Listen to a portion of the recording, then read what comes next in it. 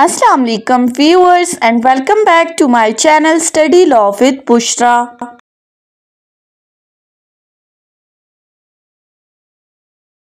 So we were discussing fingertips lecture for Law Gate syllabus, and in today's video we are going to discuss the subject of legal ethics.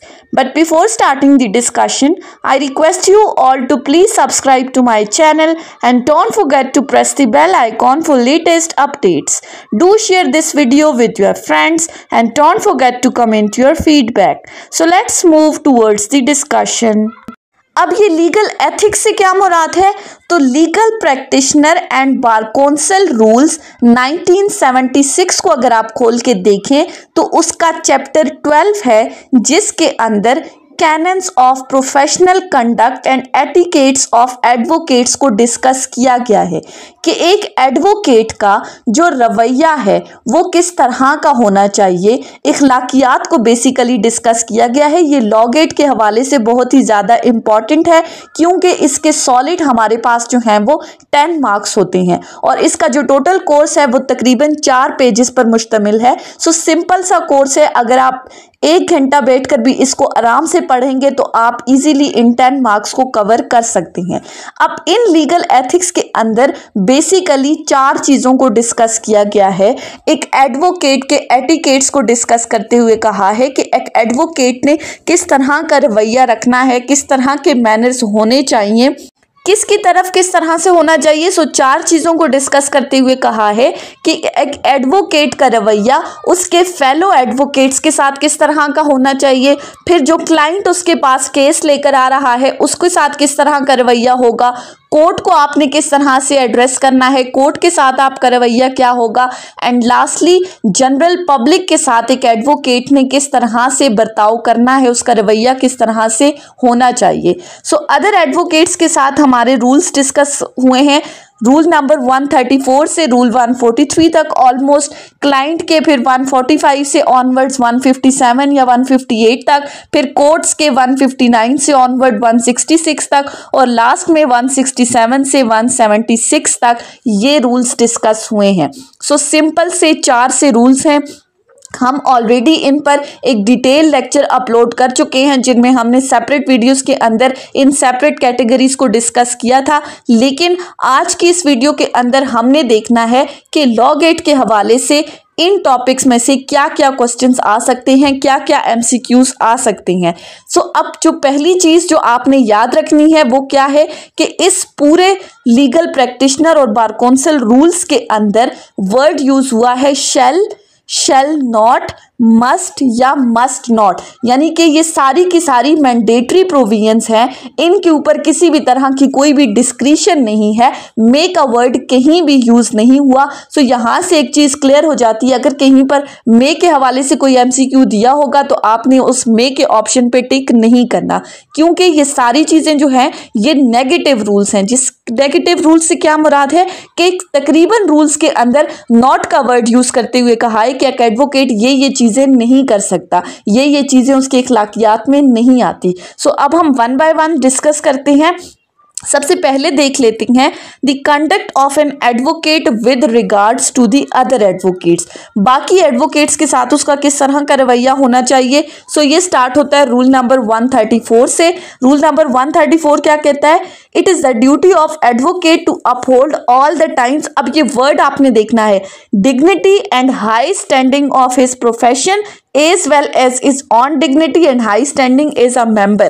सबसे पहली बात कि एक advocate की सबसे basic duty क्या है कि उसने ना सिर्फ अपने प्रोफेशन के वकार, उसकी डिग्निटी को मेंटेन रखना है, बल्कि as a member of advocate उसकी अपनी जो डिग्निटी है उसने उसको भी मेंटेन करना है। सब रूल दूसरा क्या कहता है? An advocate shall not solicit professional employment bye advertisement और बाय अदर मीन्स। दूसरी बात की गई है कि एक एडवोकेट जो है वो अपनी एम्प्लॉयमेंट की तशहीर नहीं करेगा, यानी कि इश्तिहारात नहीं लगाएगा, वो एडवर्टाइजमेंट नहीं करेगा, खुद की प्रमोशन थ्रू एडवर्टाइजमेंट नहीं करेगा। यानी कि जैसे बाकी प्रोफेशंस के लोग हैं, फॉर एग्जांपल डॉक्टर्स हैं, तो वो अपनी एडवर्टाइजमेंट चला सकते हैं कि फ़लाँ चीज़ का जो है वो इतना फ़ी चार्ज की जाएगी, फ़लाँ ऑपरेशन के लिए इतनी फ़ी होगी। लेकिन एडवोकेट को इस चीज़ से बिल्कुल मना किया गया है। शैल नॉट का वर्ड यूज़ करते हुए कहा है कि एडवोकेट एडवर्टाइजमेंट नहीं कर सकता किसी भी तरह से कि बेल के केसेस में इतने फ़ी होगी, क्रिमिनल केस की ये फी होगी, सिविल केस की ये फी होगी। ऐसा नहीं है, बल्कि सिंपली वो अपने विजिटिंग कार्ड्स जो है वो पब्लिश करवा सकता है। लेकिन वहाँ पर भी शर्त रखी गई है कि विजिटिंग कार्ड्स के ऊपर आपका सिर्फ और सिर्फ प्रोफेशनल और एकेडमिक डेटा हो, आपकी क्वालिफिकेशंस उसके ऊपर मेंशन हो। किसी भी तरह की कोई भी पर्सनल एडवर्टाइजमेंट आप नहीं कर सकते। टोटली आपको प्रोहिबिट किया गया है अंडर रूल नंबर 135। नेक्स्ट आ जाते हैं 136 पर। An advocate shall not employ other person to obtain professional employment nor remunerate another person. अब तीसरे रूल में कहा गया है कि एक एडवोकेट किसी भी दूसरे एडवोकेट को अपने पास माहाना तनख्वाह पर नहीं रख सकता। वो उसको अपना एसोसिएट रख सकता है, लेकिन वो उसको रिम्यूनरेट नहीं कर सकता, वो उसको एम्प्लॉयमेंट नहीं दे सकता, वो उसको मंथली सैलरी के ऊपर अपने पास एज मुलाजिम नहीं रख सकता, और ना ही वो किसी अनलाइसेंस्ड पर्सन के साथ कोई भी कंपनसेशन जो है वो शेयर कर सकता है, ना ही किसी अनलाइसेंस्ड पर्सन को वो अबेट कर सकता है कि आप कोर्ट के अंदर जाकर अपीयर हो और केसेस को देखो। नेक्स्ट है 137। N advocate shall not communicate about a subject of controversy with the other party. Simply कि अगर किसी दूसरी पार्टी का वकील मौजूद नहीं है तो उसकी गैर मौजूदगी में आप उस पार्टी के साथ किसी भी तरह की केस से मुताल्लिक या जनरली कोई भी बात नहीं कर सकते। इसके लिए ज़रूरी है कि आपने ऑपोजिट काउंसिल से उसकी कॉन्सेंट लेनी है, उसके बाद आप उसकी क्लाइंट के साथ जो है वो बात कर सकते हो। Next is An advocate shall not, in the absence of opposing counsel, communicate or argue before a judge। अब इस रूल में कहा गया है कि अगर तो दूसरी पार्टी का एडवोकेट मौजूद नहीं है तो उसकी गैर मौजूदगी के अंदर आप जज के साथ केस के हवाले से किसी भी तरह की कोई भी कम्युनिकेशन नहीं कर सकते, एक्सेप्ट ओपन कोर्ट के अंदर जहां पर सारे लोग मौजूद हों। और अगर आप उसकी गैर मौजूदगी में किसी भी तरह की कोई भी कम्युनिकेशन करते हो रिलेटिंग टू द केस, तो उससे रिलेटेड आपने जो भी बातचीत की है, जो भी एप्लीकेशन कोर्ट में प्रोवाइड की है, उसकी एक कॉपी आप अपोजिंग काउंसिल को दोगे। लेकिन ये रूल एक्स पार्टी केसेस में अप्लाई नहीं होता। नेक्स्ट है हमारे पास, an advocate should decline association as a colleague unless the dues of advocate first retained are paid. अगर तो कोई पर्सन आपके पास अपना केस लेकर आया है, लेकिन उससे पहले उसने किसी दूसरे एडवोकेट से भी इस केस के ऊपर एडवाइस ली है या उसको भी हायर किया था, तो जब तक उस फर्स्ट एडवोकेट की फी क्लियर नहीं हो जाती, उसके पैसे नहीं मिल जाते उसको, तब तक आप किसी भी पर्सन को असिस्ट नहीं कर सकते, उसकी एम्प्लॉयमेंट नहीं ले सकते। नेक्स्ट है हमारे पास, clients not advocates are the litigants. अब इस रूल के अंदर बताया गया है कि क्लाइंट्स जो हैं वो लिटिगेंट्स हैं, एडवोकेट लिटिगेंट्स नहीं है। सो क्लाइंट के दरमियान जितनी भी इल फीलिंग है, जो भी उनके दरमियान हेट्रेड है, वो एडवोकेट को इन्फ्लुएंस नहीं करना चाहिए, यानी कि उनके कंडक्ट में ये चीज़ शो नहीं होनी चाहिए। वो अपना पर्सनल कंडक्ट जो है वो एडवोकेट के साथ बिल्कुल ठीक रखेंगे, ऑपोजिट काउंसिल के साथ। ये नहीं है कि क्लाइंट का केस है तो आप क्लाइंट के केस की वजह से अपोजिंग काउंसिल के साथ बदतमीजी स्टार्ट कर दो, ऐसा नहीं है। नेक्स्ट है, no division with the of fee with the person for legal service is proper. अब ये प्रॉपर का वर्ड आपने याद रखना है, ये हमेशा लॉ गेट में पूछा जाता है कि अगर कहीं पर दो एडवोकेट्स हैं और वो किसी केस में अपीयर हो रहे हैं, तो उनके दरमियान जो डिवीजन ऑफ फी होगी वो on the basis of the work होगी कि जिसने जितना काम किया है उसको उस हवाले से पेमेंट की जाएगी। नेक्स्ट है 143। अब ये भी बहुत ज्यादा इंपॉर्टेंट है। ये क्या है, junior and younger members should always be respectful to the senior and elder members. ये हमेशा लॉ गेट के अंदर पूछा जाता है, जितने भी टेस्ट हो चुके हैं ये वर्ड आपने याद रखना है रिस्पेक्टफुल का, कि जो जूनियर मेंबर्स हैं उनको सीनियर्स की इज्जत करनी चाहिए and the senior members should be helpful to their junior, और जो सीनियर मेंबर्स हैं उनको अपने जूनियर्स की हेल्प करनी है। ये वर्ड याद रखना है, सीनियर्स ने हेल्पफुल होना है और जूनियर ने टूवर्ड सीनियर रिस्पेक्टफुल होना है। इसके साथ है लास्ट कि when there are more advocate engaged on any side, it is the right of senior member to lead the case and junior member should assist him। जहाँ पर एक केस के अंदर जूनियर और सीनियर एडवोकेट्स हैं तो senior जो है वो केस को लीड करेगा और जूनियर जो है वो उसको असिस्ट करेगा until and unless सीनियर उसको कहे आगे आने का। ये भी बहुत ज़्यादा इंपॉर्टेंट है। सो इस तमाम रूल्स के अंदर क्या है, हाई स्टैंडिंग और dignity, junior and younger member respectful, और जूनियर एंड यंगर मेंबर्स के दरमियान जो लीडिंग और असिस्टेंस वाली बात है ये आपने याद रखनी है। नेक्स्ट आ जाते हैं हम सेकंड कैटेगरी के ऊपर जो कि है conduct with regards to client. ये स्टार्ट होता है रूल नंबर 145 से। सबसे पहली बात, an advocate shall not acquire an interest adverse to the client in property or interest involved in the case, कि एडवोकेट जो है वो क्लाइंट की प्रॉपर्टी या उसके केस के अगेंस्ट कोई भी इंटरेस्ट जो है वो एक्वायर नहीं करेगा। सेकंड, एडवर्स एम्प्लॉयमेंट की बात की गई है कि यहाँ पर कोई भी एडवोकेट अपने क्लाइंट को छोड़कर अपोजिट क्लाइंट की एम्प्लॉयमेंट में नहीं जाएगा। और साथ ही साथ कहा गया है कि अगर आपका क्लाइंट आपको छोड़ के किसी दूसरे एडवोकेट के पास चला जाता है तो उसने जो इन्फॉर्मेशन आपके साथ शेयर की है वो कॉन्फिडेंशियल इन्फॉर्मेशन है, आपकी ये ड्यूटी है कि आप उसको किसी भी थर्ड पर्सन के साथ शेयर नहीं करोगे। नेक्स्ट रूल हमें क्या कहता है, professional employment without first disclosing his relation with the adverse party. अगर कोई बंदा आपके पास अपना केस लेकर आया है और उस पर्सन के अगेंस्ट जो अपोजिट पार्टी है उसका किसी भी तरह का कोई रिलेशन है एडवोकेट के साथ, वो उसका रिश्तेदार है, कोई भी भाई है, चाचू मामू जो भी है, तो सबसे पहले इस एडवोकेट ने अपना रिलेशन डिस्क्लोज करना है अपने क्लाइंट के सामने कि फलां बंदा मेरा रिलेटिव है। उसके बाद अगर वो चाहे तो वो आपको अपनी एम्प्लॉयमेंट में ले सकता है, अगर वो चाहे तो वो इनकार भी कर सकता है। नेक्स्ट रूल क्या कहता है, an advocate shall not represent conflicting interest. ये भी बहुत ज्यादा इंपॉर्टेंट है, वर्ड आपने याद रखना है।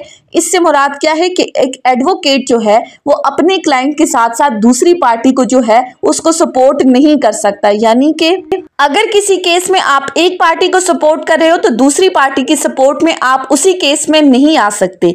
नेक्स्ट है कि एडवोकेट जो है अगर किसी केस में किसी प्रॉपर्टी की ऑक्शन करवाई जा रही है तो एडवोकेट के लिए प्रोहिबिटेड है कि वो उस ऑक्शन के अंदर हिस्सा नहीं ले सकता। ना तो वो खुद उस प्रॉपर्टी को खरीद सकता है और ना अपने बिहाफ पे किसी थर्ड पर्सन को कह सकता है कि वो इस प्रॉपर्टी को खरीदे।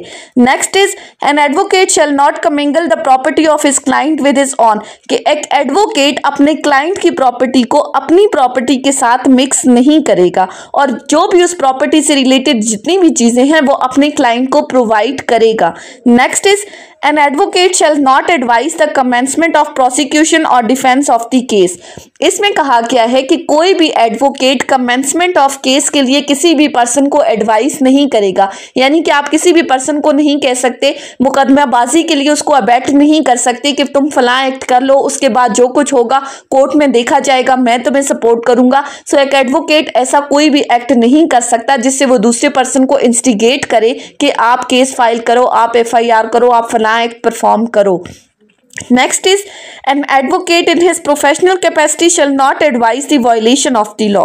एडवोकेट जो है वो किसी भी पर्सन को लॉ की वायलेशन करने की एडवाइस नहीं करेगा। अगर किसी केस में कोई गुड फेथ के अंदर वो किसी पर्सन को एडवाइस देता है कि फलां लॉ जो है वो इनवैलिड है तो वो अलाउड है, अदरवाइज लॉ की वायलेशन की एडवाइस नहीं दी जाएगी।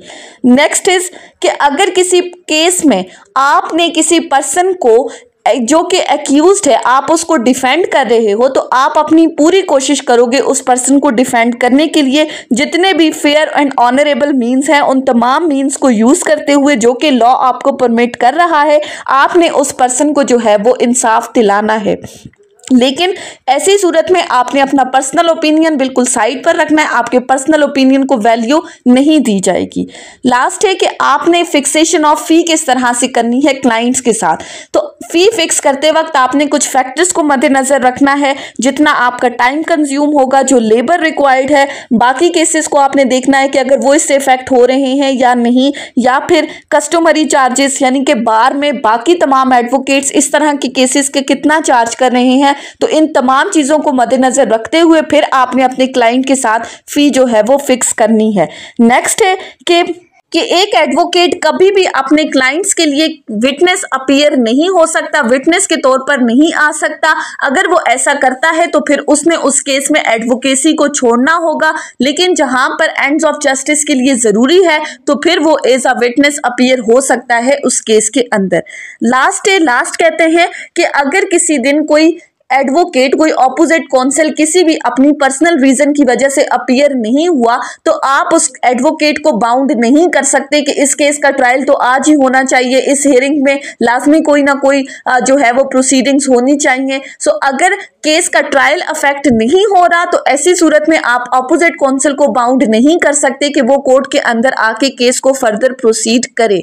सो ये था क्लाइंट्स के साथ एडवोकेट का रवैया किस तरह से होना चाहिए। मोस्टली हमने चीजें पढ़ी हैं नॉट के अंदर कि एडवोकेट ने ये काम नहीं करने, कन्फ्लिक्टिंग इंटरेस्ट को रिप्रेजेंट नहीं करना, प्रॉपर्टी नहीं खरीदनी, वायलेशन ऑफ लॉ की एडवाइस नहीं करनी। उसके बाद आ जाती हैं थर्ड कैटेगरी के ऊपर, duty of an advocate towards the court, कि कोर्ट के सामने एडवोकेट के क्या क्या फराइज हैं, उसकी क्या क्या ड्यूटीज हैं। सो ये स्टार्ट होता है रूल नंबर 159 से। सबसे पहली बात, it is the duty of advocate to maintain towards a court a respectful attitude।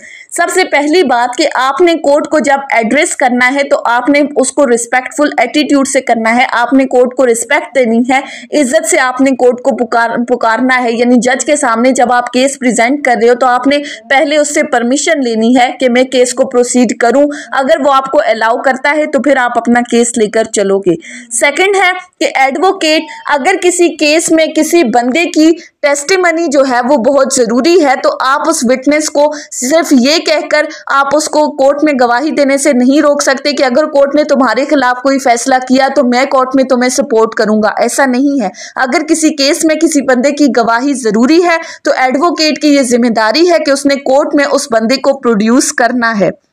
Next है, advocate shall not intentionally misquote to a जज jury the testimony of the witness the arguments of opposing advocate. अब इसमें कहा गया है कि intentionally आप court को मिसगाइड नहीं कर सकते।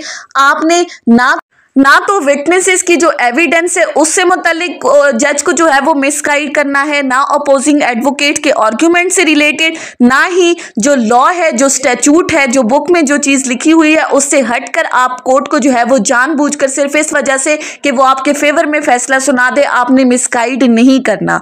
फोर्थ है, unusual hospitality on the part of advocate to a जज। अब इसमें कहा गया है कि अगर किसी कोर्ट में आपका कोई केस लगा हुआ है तो सिर्फ इस वजह से कि कोर्ट आपके फेवर में फैसला दे आप उसके जज को अनयूजुअल हॉस्पिटैलिटी नहीं दे सकते। यानी कि आप उसको पर्सनली प्राइवेटली उसके घर जाकर उसको दावत पे नहीं बुला सकते या उसके साथ प्राइवेटली आप केस के मेरिट्स के बारे में डिस्कशन करो। सो ये टोटली प्रोहिबिटेड है कि कोर्ट के अलावा आप जज के साथ केस के मुतालिक कोई भी बातचीत कहीं पर भी नहीं कर सकते। नेक्स्ट है, primary duty of an advocate engaged in public prosecution is not to convict but to see that justice is done. Prosecution की ये प्राइमरी ड्यूटी है कि उसका मकसद सिर्फ ये नहीं होना चाहिए कि मैंने मुल्जिम को सजा दिलवानी है, बल्कि उसका मेन फोकस क्या होना चाहिए, फाइल को देखते हुए मेरिट्स ऑफ द केस के अकॉर्डिंग के इंसाफ किस तरह से हो सकता है, सच्चाई क्या है। सो आपने सिर्फ इस बेसिस पर कि सजा दिलवानी है ये आपका मकसद नहीं होना चाहिए। नेक्स्ट है, publication in newspaper by an advocate for the pending litigation. अगर कोई केस कोर्ट ऑफ लॉ के अंदर पेंडिंग है तो उससे रिलेटेड कोई भी एडवोकेट किसी भी अखबार के अंदर उस केस की पब्लिकेशन नहीं कर सकता जिससे इंटरफेयर हो सके फेयर ट्रायल के अंदर। नेक्स्ट है कि एडवोकेट की ये ड्यूटी है कि जब कभी भी कोर्ट उससे किसी भी केस के मुतालिक उसको कोर्ट में बुलाए तो वो फौरन कोर्ट के सामने अपीयर हो, रादर के वो कोर्ट से एडजर्नमेंट मांगे, बल्कि जब कभी भी कोर्ट उसको बुलाए तो उसके लिए जरूरी है कि वो कोर्ट के सामने आकर अपने केस से रिलेटेड जो भी आर्ग्यूमेंट्स है कोर्ट को असिस्ट करे अपनी फाइल से रिलेटेड। नेक्स्ट है, an advocate should in general refrain from volunteering his legal opinion. अब इसमें कहा गया है कि अगर आप कोर्ट के सामने कोई केस प्रेजेंट कर रहे हो, अपने आर्ग्यूमेंट्स पेश कर रहे हो, तो आपने अपने पर्सनल ओपिनियन को बिल्कुल साइड पे रखना है। आपके पर्सनल ओपिनियन की कोई वैल्यू नहीं होगी, बल्कि जो चीज फाइल के अंदर मौजूद है आपने फाइल में मौजूद चीजों से जज को असिस्ट करना है केस से मुतल्लिक, और अपना पर्सनल ओपिनियन नहीं देना कि मुझे लगता है कि इस केस में यूं होना चाहिए, इस केस में ये हो सकता है। सो ये कुछ रूल्स थे कि एक एडवोकेट के कोर्ट की तरफ क्या क्या ड्यूटीज हैं, कोर्ट की तरफ उसका रवैया कैसा होना चाहिए। सो मेन चीज क्या है, रिस्पेक्टफुल एटीट्यूड होना चाहिए। उसने कोई भी ऐसा काम नहीं करना जो केस के फेयर ट्रायल के अंदर इंटरफेरेंस कर रहा हो। सो उसके बाद आ जाते हैं लास्ट कैटेगरी के ऊपर, जो कि है conduct of an advocate with regards to the general public. अब पब्लिक के साथ उसका कैसा रवैया होगा। रूल नंबर 168 से स्टार्ट होता है। सबसे पहली है, shall not accept the employment for the purpose of harassing anyone। Advocate कभी भी ऐसी कोई भी एम्प्लॉयमेंट एक्सेप्ट नहीं करेगा किसी भी केस के अंदर, चाहे वो प्रोसिक्यूशन साइड से है या डिफेंस साइड से है, जिसका मेन पर्पज सिर्फ और सिर्फ किसी सेकंड पर्सन को हैरेस करना हो। तो जहां पर किसी पर्सन की हैरेसमेंट की नियत है तो आप उसका केस जो है वो एक्सेप्ट नहीं करोगे। Secondly, should always treat the adverse witness and parties with fairness and due consideration। कि ऑपोजिट पार्टी जो भी अपने विटनेसेस लेकर आ रही है उसके साथ आपने बिल्कुल रिस्पेक्टफुल एटीट्यूड के साथ आपने उससे बातचीत करनी है, आपने उससे सवालात करने हैं। ऐसा नहीं है कि आप कहो कि भाई ये मेरे क्लाइंट के ऑपोजिट हैं, तो क्लाइंट की लड़ाई में आप उन विटनेसेस के साथ जो है वो अपना रवैया खराब कर दो या आप उनसे लड़ाई झगड़ा, उनसे बदतमीजी करना स्टार्ट कर दो। सो ऐसा नहीं होना चाहिए। नेक्स्ट है वही बात जो हमने फर्स्ट की कि एक एडवोकेट के पास अगर कोई केस आता है जिसका पर्पस सिर्फ और सिर्फ किसी दूसरे पर्सन को हैरेस करना है, तो वो ऐसे या फिर ऑपोजिट पार्टी को इंजर करना है, तो वो ऐसे केसेस लेने से इनकार कर सकता है। अब चाहे वो सिविल केस है या क्रिमिनल केस है, किसी को डिफेंड करना है या प्रोसिक्यूशन साइड से है, तो वो इनकार कर सकता है। नेक्स्ट है, no advocate is obliged to act as an advisor for every person who wishes to become his client। अब इसमें कहा गया है कि एडवोकेट के लिए जरूरी नहीं है कि आपके पास जो भी बंदा एज क्लाइंट आ रहा है आपने उसका केस लेना है, उसको कोर्ट में रिप्रेजेंट करना है, बल्कि अगर आपको लगता है कि कोई क्लाइंट जो है वो आपके बताए हुए क्राइटेरिया पर पूरा नहीं उतर रहा, आपके अकॉर्डिंग वो फी नहीं दे सकता, सो आप इनकार कर सकते हो उसकी एम्प्लॉयमेंट में आने से, उसका केस लेने से आप इनकार कर सकते हो। इसके ऊपर कोई भी कदगन नहीं है, आपके ऊपर किसी भी तरह की कोई भी ड्यूटी बाउंड नहीं है, आपको पाबंद नहीं किया गया। सो आप फ्री हैं इस चीज के अंदर, आप इंडिपेंडेंट हैं, आप इनकार कर सकते हैं। नेक्स्ट रूल के अंदर बहुत ही लेंथी सा है, लेकिन इसमें सिंपली बात क्या की गई है कि कोई भी क्लाइंट या कोई भी इंडिविजुअल चाहे वो जितना भी पावरफुल हो, उसके लिए ज़रूरी है कि वो लॉ के साथ लॉयल होना चाहिए। कोई भी एडवोकेट किसी भी क्लाइंट को ये एडवाइस नहीं दे सकता कि आप लॉ के साथ डिसलॉयल हो जाओ, आप लॉ को मानने से इनकार कर दो। सो ऐसी कोई भी एडवाइस एडवोकेट की तरफ से नहीं दी जाएगी। नेक्स्ट है कि एडवोकेट अगर किसी पब्लिक ऑफिसर के सामने अपीयर हो रहा है, किसी पब्लिक बॉडी के सामने जा रहा है, उनसे कम्युनिकेट कर रहा है अपनी प्रोफेशनल कैपेसिटी के अंदर, तो उसके लिए ज़रूरी है कि सबसे पहले वो अपनी आइडेंटिटी को डिस्क्लोज करेगा कि मैं एक एडवोकेट हूं और मैं फलां के चीज़ के सिलसिले में आपसे यहां पर कम्युनिकेट करने आया हूं। नेक्स्ट है हमारे पास, an advocate should not accept the employment in any matter which he has previously acted in judicial capacity. अब इसमें कहा गया है कि अगर कोई एडवोकेट जिसने पहले कोई पब्लिक ऑफिस होल्ड किया है या किसी पब्लिक एम्प्लॉयमेंट में वो था, अपनी रिटायरमेंट के बाद वो उस एम्प्लॉयमेंट से रिलेटेड किसी भी मैटर को इन्वेस्टिगेट नहीं कर सकता, ना ही वो इस तरह की एम्प्लॉयमेंट को एक्सेप्ट कर सकता है। उसके बाद है, no advocate will use his previous designation or post such as retired, ex जज या अब इसमें क्या कहा गया है कि अगर तो एक जज है वो रिटायर हो चुका है और दोबारा से उसने प्रैक्टिस स्टार्ट कर दी है, तो अब वो अपने नाम के साथ अपना प्रीवियस डेजिग्नेशन यूज नहीं करेगा। यानी कि आप ये नहीं लिख सकते रिटायर्ड जस्टिस, एक्स जज, retired general, ex attorney general, ex advocate general. So ऐसी कोई भी चीज आप ना तो अपने नाम के साथ यूज यूज कर सकते हो, ना अपने विजिटिंग कार्ड्स के ऊपर और ना जो आपके ऑफिस के बाहर बोर्ड लगा है उसके ऊपर आप ये चीजें लिख सकते हो। नेक्स्ट है नो एडवोकेट शैल डिस्प्ले आउटसाइड हिज ऑफिस। अब ये बहुत ही ज्यादा इंपॉर्टेंट है लॉ गेट के हवाले से, बोर्ड साइज कि एक एडवोकेट अपने ऑफिस के बाहर जो अपना बोर्ड लगाएगा, जो अपना नेम प्लेट लगाएगा, उसका साइज कितना होना चाहिए। सो आपने याद रखना है it should not be more than 1.5 into 2।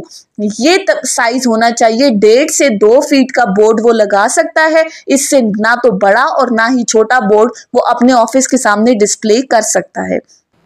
Next है an advocate shall not join or carry on other professional business or service. अब ये कहा गया है कि during the period of advocacy आप किसी भी और प्रोफेशन को अडॉप्ट नहीं कर सकते, आप कोई भी और अपना बिजनेस रन नहीं कर सकते। अगर आप कोई और प्रोफेशन अडॉप्ट करना चाहते हो तो सबसे पहले आपने अपने इस एडवोकेसी के लाइसेंस को सस्पेंड कराना होगा, उसके बाद आप किसी भी प्रोफेशन को अडॉप्ट कर सकते हो, किसी भी ऑक्यूपेशन को अडॉप्ट कर सकते हो। नेक्स्ट है नॉन ऑब्जर्वेंस और violation of canons of professional conduct and etiquette shall be deemed to be a professional misconduct. अब इसमें कहा गया है कि अभी तक हमने जितने भी रूल्स को डिस्कस किया है, अगर कोई एडवोकेट इन रूल्स की वायलेशन करता है तो वो लायबल होगा प्रोफेशनल मिसकंडक्ट के लिए और उसके अगेंस्ट डिसिप्लिनरी एक्शन भी लिया जाएगा।